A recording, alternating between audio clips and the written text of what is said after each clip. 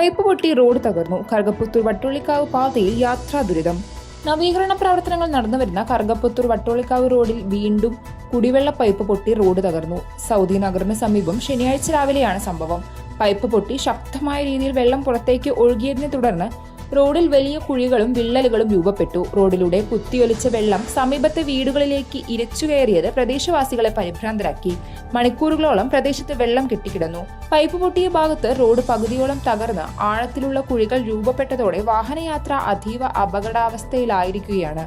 നവീകരണം നടക്കുന്ന പാതയായതിനാൽ നിലവിൽ തന്നെ യാത്ര ദുഷ്കരമായ ഇവിടെ പുതിയ കുഴികൾ കൂടി രൂപപ്പെട്ടത് ഇരുചക്ര വാഹന യാത്രികർക്കും മറ്റും വലിയ ഭീഷണിയാണ് ഉയർത്തുന്നത്.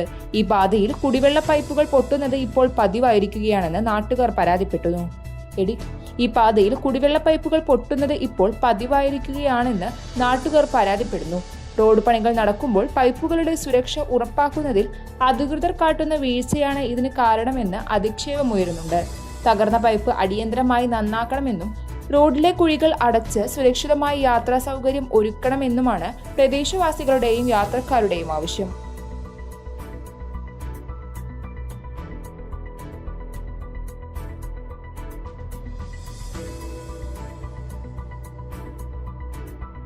ഫാഷൻ ലോകത്ത് പുത്തൻ വിസ്മയമായി Neya antiques and designs Kuttanad Peringode റോഡിൽ വിജയകരമായി പ്രവർത്തനം തുടരുന്നു.